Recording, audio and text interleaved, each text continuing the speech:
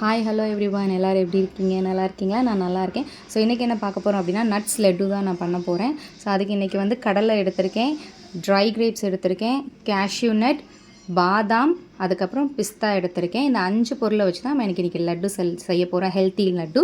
இந்த பக்கம் பேன் சூடானதும் நெய்யில் நம்ம ஆட் பண்ண போகிறது கிடையாது.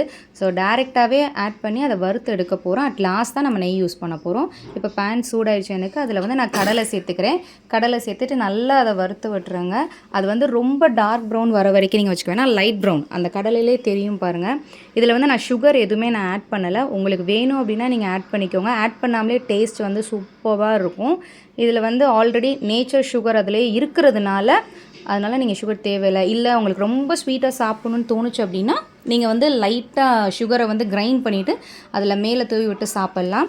இப்போ நான் காட்டுறேன். அந்த மேலே எனக்கு கடலை பாருங்கள் எந்த கலரில் வந்திருக்கு. நான் தோலை நல்லா எடுத்துகிட்டு தான் நான் போட்டிருக்கேன். நீங்கள் தோலோடு போட்டிங்க அப்படின்னா அது வந்து லைட்டாக அந்த கசக்கிற மாதிரி இருக்கும். அதனால் நீங்கள் தோலை எடுத்துகிட்டே நீங்கள் நல்லா வதக்கி விட்ருங்க.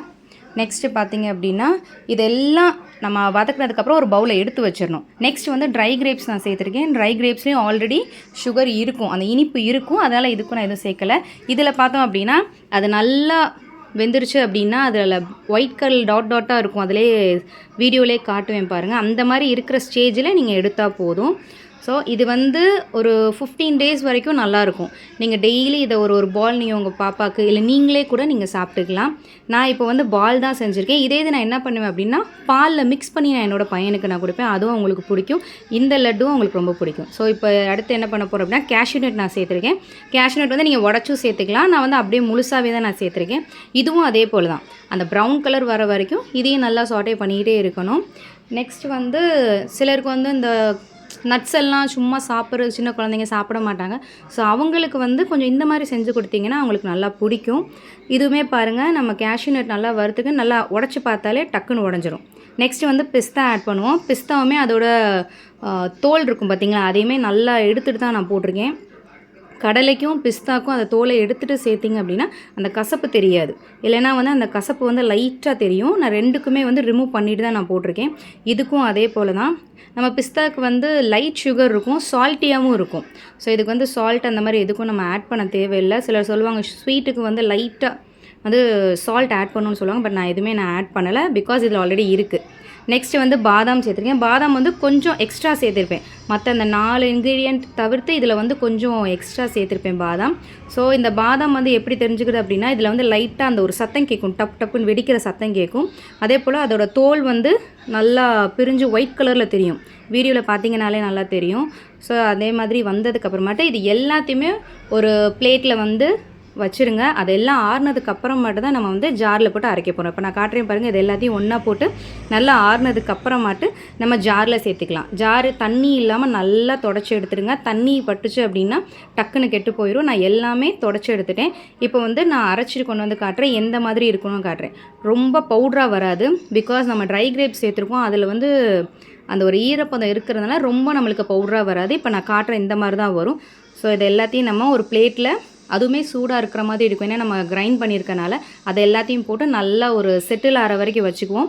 உங்கள் வீட்டில் வந்து எதுவும் ஷேப் பண்ணுற மாதிரி இருக்குது அப்படின்னா நீங்கள் அந்த இதில் கூட வச்சு பிள்ளைங்களுக்கு நீங்கள் ஷேப் பண்ணி கொடுக்கலாம். ஸ்டார் மாதிரி, ஹார்ட் மாதிரி, ஸோ நிறைய ஷேப் இருக்குது. அந்த இதில் நீங்கள் பண்ணிக்கலாம்.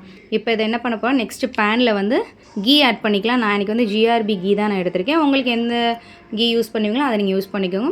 ஸோ அதெல்லாம் உருகி வந்ததுக்கப்புறமாட்டு நம்ம என்ன பண்ண போகிறோம், நம்ம இந்த பக்கம் செஞ்சு வச்சுருக்கோம்ல அதில் வந்து நம்ம இந்த நெய்யை வந்து நம்ம ஊற்ற போகிறோம். ரொம்ப நீங்கள் ஊற்ற வேணாம், ரொம்ப கையில் வந்து ஒட்டுற மாதிரி வேணாம், ரொம்ப பிடிக்க வராது, நம்மளுக்கு அந்த ஷேப் பிடிக்கிறதுக்கு வராது.